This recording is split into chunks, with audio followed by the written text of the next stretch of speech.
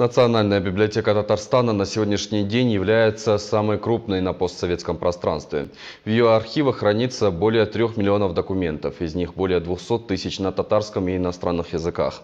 В рамках Дней культуры Татарстана в Ингушетии в Национальной библиотеке республики открыта экспозиция.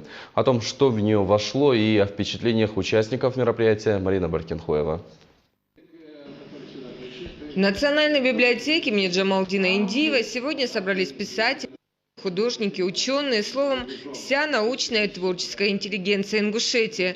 Повод знаменательный. На встречу к своим коллегам приехали с ответным визитом гости из Татарстана.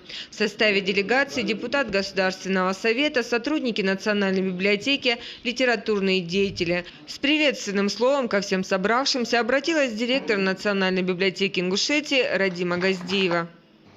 Наша первая встреча стала не только прелюдией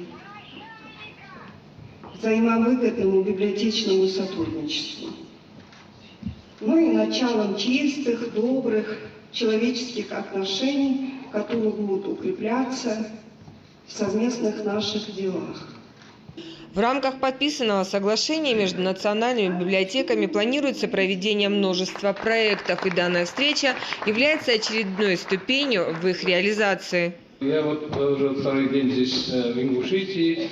Мне так хорошо здесь. Меня здесь все понимают, всех слушают, оказывают честь, гостеприимство. На самом деле мы очень близкие друг к другу народы. Нас связывает очень много и по истории. И когда к нам приехали наши гости из Ингушетии, мы тоже так же к ним отнеслись. Дружба бывает только двусторонняя. Далее гости из Татарстана подарили Национальной библиотеке редкие экземпляры книг. Это однотомник избранных произведений на двух языках, на татарском и русском языках Абдулла Тукай. Тукай – это для русских Пушкин, для нас Абдулла Тукай – это величайший поэт, с очень трагической, драматически интересной биографией. Вот я дарю вашей библиотеке. Приятным сюрпризом стало для всех выступление юного дарования. Воспитанник школы искусств Альберт Шадыжев исполнил отрывки из произведений классиков и современных композиторов. Гости поблагодарили всех за теплый прием, отметив при этом, что надеются в будущем на длительное сотрудничество. Марина Баркинхоева, Ахмед Исмурзиев, Данил Гитагажев, Вести, Ингушетия.